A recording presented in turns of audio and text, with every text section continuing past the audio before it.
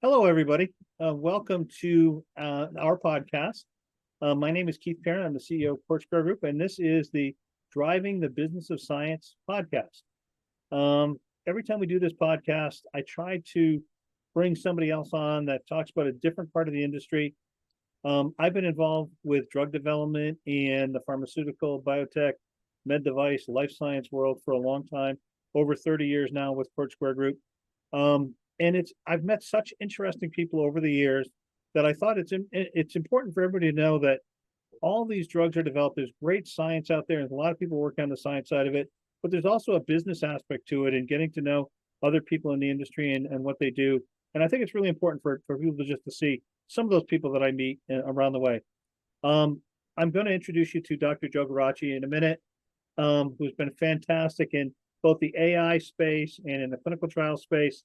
And I think what he does is great. And he'll tell you all about his company. But I want to tell you a little bit about Court Square first. Court Square is a managed service firm. We manage IT infrastructure for life science companies, pharmaceutical, biotech, med device. We can manage any application all the way from preclinical through manufacturing. Typically, we have all qualified environments, and we host any validated application you need. Heavily involved in the clinical and regulatory space. Doing a lot of work right now with commercial logistics of drug products getting in and out of markets. We have a system called RegDocs 365, which is a content repository, and we have an AI engine built into that. Our goal is to have we have a TMF. We have an EDM reference model for doing TMF for doing clinical, EDM for doing submission processing work, and we have Life Science Launchpad for getting life science startups off the ground.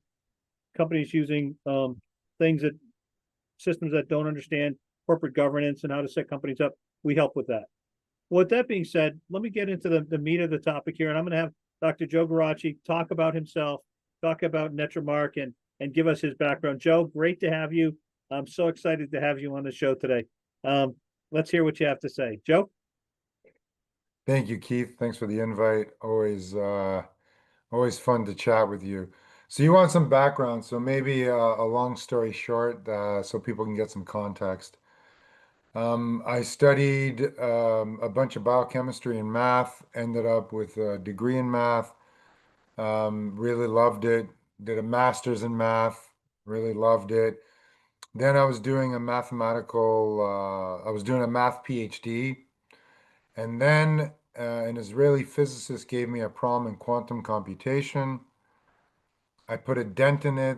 The US government found out about it. And so they paid for my PhD. And so I flew out from Canada to the University of Southern California, lived on the beach. It was a great time. And I solved problems on the boundaries of quantum computation. And then, so I finished that PhD, and it came with a bunch of opportunities. One at Harvard, one at NASA, Perimeter Institute, quantum physics kind of stuff, quantum gravity, right? Mathematics. But I ended up taking an alternative offer, which was to go to um, an oncology hospital in Toronto called Princess Margaret Hospital. And so I spent my first postdoc learning about oncology and how mathematics, basically, that cancer is a mathematical problem in a way. We can get into it maybe later. And then I did a postdoc. I got an award from the Canadian government this time to do AI in medicine. And it was right in the perfect time. It was like 2009. And then I got my third postdoc under Eli Lilly for biological psychiatry. And so I fused mathematics and academia, medical academia together, and I started getting an idea about what was really the problem. And I started really becoming interested in why certain patients were responding to drugs. What did that mean? What was the actual problem? And so I started helping companies with drug discovery, which has become, a big deal in the AI space. But what I really focused on wasn't that. I helped a couple companies, Keith, like figure some stuff out. But then I quickly started realizing that The real problem is in our understanding of the patient populations, the taxonomy. So I started focusing on developing mathematical techniques that can help AI better understand these patient populations. And that led me, should I tell you? Should I can keep going about You the, keep going. I love it. This is great. I mean, so, you so know, Joe, before you go on and keep going, I just want people to realize that even though Joe and I have never actually worked together in a company ever or working with each other, I met Joe many, many years ago. I think it was at an economic development event for Massachusetts and Canada and just kind of getting things together. When you meet a guy like Joe and you listen to some of the stuff that he talks about, you can't help but want to be in his circle of influence. I mean, this guy is unbelievable and the stuff that he knows. I'm hoping he's going to solve so many different problems out there. I'm never going to be a scientist like he is, and but being just listen to what he has to say is fantastic. You go on, Joe. I'd love to hear some more about what. Tell me some more. okay, thank you. That's very kind of you. I appreciate the panegyric. But so what ended up happening was I was at a crossroads because I stumbled upon a piece of mathematics that was doing something weird to the machine learning algorithms I was using with my students. And suddenly I was noticing that I was able to learn about small data, but there was a trick. So I developed this for a bit, and then I realized, okay, for me to actually fully develop this as a company, I have to leave academia. So I left the hospital, I left my professorship, and I went to go work at Equifax. So I spent time in Atlanta, which is the headquarters of Equifax, where we look at all your credit scores and stuff, and in Toronto, which is where Canada's headquarter is for this, right? And I got to work with both groups, and it was wonderful because I never seen so much data in my life. So I would actually like run competitions between the AI methods on all of your records. And I learned so much. But I did that full time, but I also worked full time at night raising money for a company called NetraMark, which I was the founder of. And eventually I managed to raise a couple $1 million and with my co-founder Ricky Brooks. And I left Equifax and I started doing this full time. And what the company was really based on was we had this core technology that was amazing at shattering up the patient population so that when a physician says, "Oh, this is lung cancer," or even something like this is non-small cell lung cancer, or your dad has Alzheimer's or something like that, I started realizing that those labels are nonsense. The disease is a lot more than that. There's actual molecular machinery, personality traits, and other types of indicators that feed into remapping the way we understand disease. So that's what I had at NetraMark, and we used it for repurposing drugs, resurrecting, helping companies evaluate their trials, and um, helping companies learn about their earlier phases so that they can have a much better chance in their next phase. And that's what NetraMark is now. We're totally focused on that. I managed over the last 6 years to get this amazing team around me. And so that's what, just to repeat, Keith. So what we do at NetraMark now is we use this superpower of understanding patient populations, like relearning the taxonomy of these complex diseases in neurodegeneration, psychiatry, oncology, and aging, diseases of aging. And what we do is we use that as a superpower to look at early trials, phase two, phase 2B, phase three, before the pivotal. And we have this way that looks like what these companies are doing. Keith, I want to get into this later with you. It looks like what they're doing, but it's very different. Other companies understand, oh, if they can understand the subpopulations and maybe they can find the advantage of where their drug really works. But those methods fall short, and we have this really special way of getting down to it. And so, anyway, we use all this and we generate these reports and recommendations to alter the IE criteria or to do some other analysis that they can communicate to the regulatory bodies. And so we're completely regulatory. We align completely with the way they see this process. Well, so let's talk about that for a Yeah. second, Joe. So I think that's what you know. This is driving the business of science, and we start to think about that. I do a lot of stuff with a bunch of different companies in the AI space. We're looking at operational efficiencies. We're looking at ways of doing things. I always stayed away from that drug discovery side of things and all that kind of that area because that was for the real, in-depth scientists going in and looking at everything. But when I met you and I heard the concepts, everybody always talked about they can't really do AI unless they have large data sets. And even you just talked about it with Equifax and all the data that was there and how much.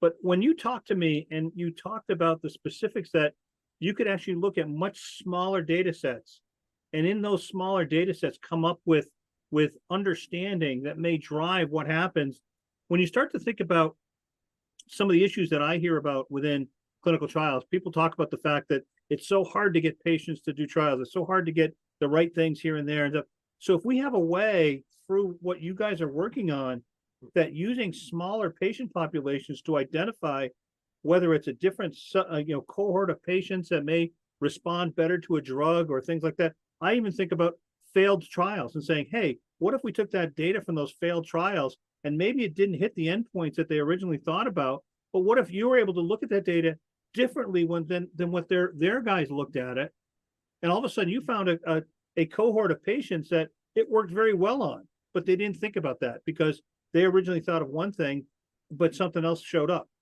I start thinking about those kind of things. Think about the business aspect of that and the fact that every company that's ever run a trial out there, all that data that's already out there, if they were to run that stuff through your engine, what kind of tidbits could they find out of there? Or is there something they could actually solve that they didn't think about that because they either ran out of money or they looked at their data the wrong way or just differently than you would be willing to look at it?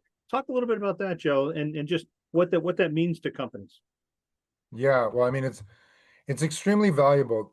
There's a cultural problem, right? Because when a drug fails, there's an emotional response. Some people talk about it as if it was like a broken up relationship, and they're like they don't want to see that person anymore, right?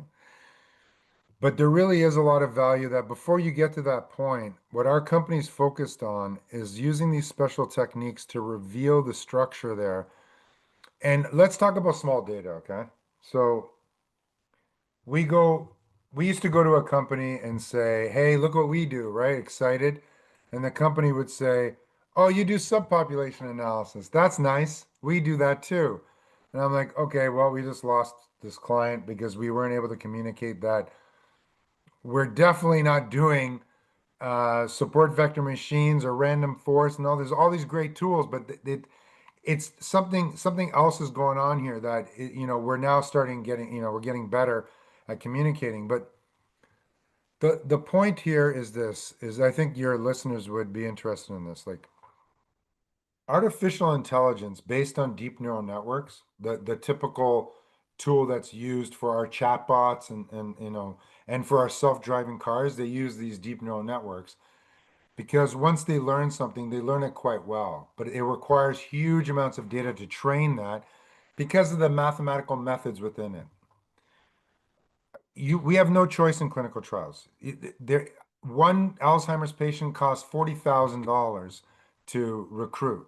So the trials are never that big.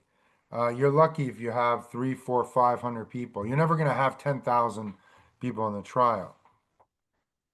So now, but there's something that everyone can relate to, right? Which is there are small data sets which have such a huge effect size that anyone knows that it's true and will replicate. For example, everybody knows they'd rather get shot by a water gun than by a real gun because we already understand the effect is so massively different. They might look the same, right? Some of these new toy guns are actually pretty interesting, but the effect is so huge. So what I had a revelation that because clinical trials are usually, not always, usually done quite well, there is some part of the patient population which is just waiting to get discovered that has that water gun versus, shotgun separation. And if you try to model it all naively with machine learning, you'll get overfit because some patients are just not explainable, Keith. right? You don't, with that many people, you don't have a complete distribution of the disease. So you have some people that look so unique to the machine learning that it's going to be forced into a category it doesn't belong in. So way back in 2018, I figured out that, and it just got rediscovered a few weeks ago, that AI that admits that it doesn't know something becomes much more powerful. What's happened in the modern era, the chatbots, they hallucinate less when you teach them to admit when they don't know. And in our system, what happens is our models lift like statistically significant when because our system says, I can't explain these people, but here are the water gun, shotgun people here. There's an effect. Your drug is actually working here. And then what you do, Keith, is you get the machine to explain exactly 2 to 4 variables. That's what our system's designed for, because then it's applicable. Anything more than that, my chief medical officer, Larry Alfs, who's an expert in clinical trials, is like anything more than that, you'll never find a patient, right? So you need to characterize these people simply so you can find them. But so the question is, in your clinical trial, is there a simple way to characterize the main advantage of your drug? And for a lot of drugs, most drugs there is. And if there's not, then you should rethink your efforts, right? Like, and later on, I can share something where I can show you something just on this topic.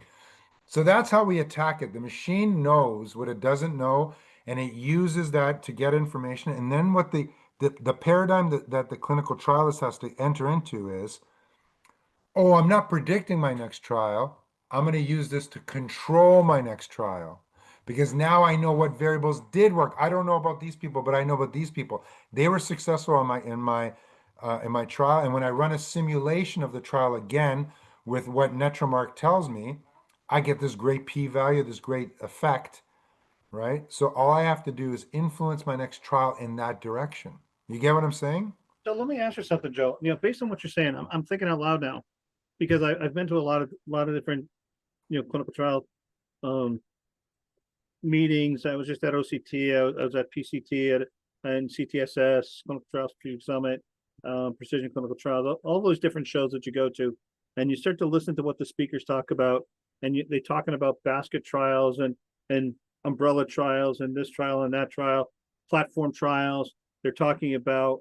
I'm working on a cell and gene therapy consortium with the NIH right now that we're dealing with. When you start to hear all these different things, and then the concept of adaptive trials, and we actually really started to go after some of that, particularly when the COVID era, and they were trying to do more adaptive kind of stuff because COVID was so rampant and so all over the place. I'm trying to envision a day where can I build a protocol or can I build something in that says I'm going to use this functionality that you're talking about from an AI perspective and say, can it help to coerce or work with an adaptive trial to help identify how the different drug products, whether it's a basket or an umbrella, can work differently, either on different dosages for patients or different products if we're using multiple products and trying to work on one therapeutic area. Can you see that, or can you talk about how that might work? So, my second investor is Dr. Greg Bailey. He is the founder of Juvenescence, an aging company, right? He did quite well in the pharmaceutical space, and so he invested in me, my number two investor. And he connected me to a woman, Dr. Annalisa Jenkins, and I flew to New York and we hung out. Wonderful woman. And she looked at my stuff and she says, this is the future, the way you're shattering, like with the resolution that you have. Like we can get down to the individual patient with our technology. Literally, we have at the keynote I gave yesterday, I zoomed everybody in through a patient population of brain cancer patients. I'm getting to your point. She saw this and she said, wow, you should use this for adaptive trials. Right, so she saw it right away because she understood this space much better than me. Right, I was just a mathematician with some medical training, and I was new to this, but I knew I had something in this front. And then what ended up happening was COVID happened, and I found myself on the other side of COVID, and our focus has become more general. right? We can help any trial, but you're 100% right because if you can get that signature as you're moving through your trial, you can adapt, right? And we have that map, basically the map of patients as they evolve, and it'll give you that capacity to adapt. Actually, I'm writing a paper right now with Dr. Luca Pani, our chief regulatory officer at my company. And I came to him and I said, listen, there's a branch of math and engineering called control theory. I think this is what clinical trials are. And so we have a paper that we're going to release, and it's exactly about this. And that paper actually suggests that adaptive trials would be great because in control theory, what you're doing is you're trying to control your widget plant to make more widgets to optimize. So they're like, naturally an adaptive trial. But I think you can do this for any trial because you always have levers to adjust. You have enrichment, you have the way you treat the sites, training, firing them. Yeah. And when you get that paper done, you let me know that. I'm gonna have Roy hang that off our website and have people. I love to put tidbits out there for people to look at that, just to open their mind up to different ways of doing things. And maybe it's people like me that don't have that scientific brain, that don't really get into all the detail of that stuff, but think differently and said, as you were talking, I could hear adaptive trial, adaptive trial, adaptive trial. And it's like, why aren't we doing more of that stuff? Why aren't we really influencing these people? And I know that in this industry, we're very risk averse. Well, the reality is if we've got tools that can help us to actually de-risk things, and I look at it as de-risking because if you're able to get closer to the actual patient and be able to talk about that patient, isn't that better for the patients themselves? I've always thought about the fact that, doctors spray and pray. They get these new drugs out there and they'll try something and everybody will try this one. Oh, it didn't work. Try this one. So before you know it, some poor guy is out there trying 10 different drugs until he finds the one that works. Well, what if in the trial case, we can actually do that and actually start to say, hey, this drug maybe work better for this particular patient. That Oh, what a for great sure. concept that would be.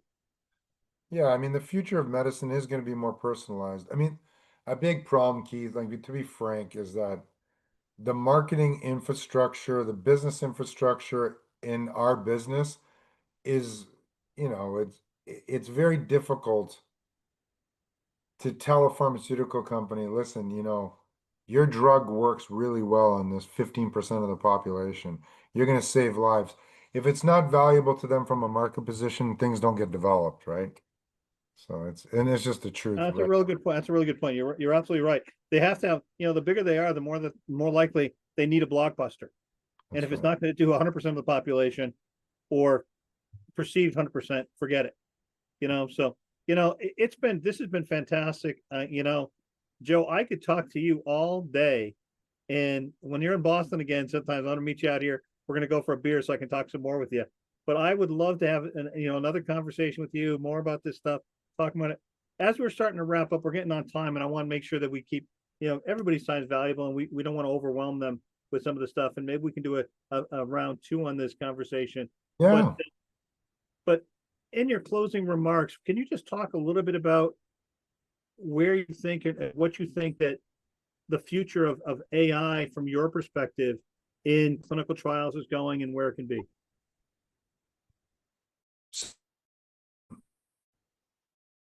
Uh,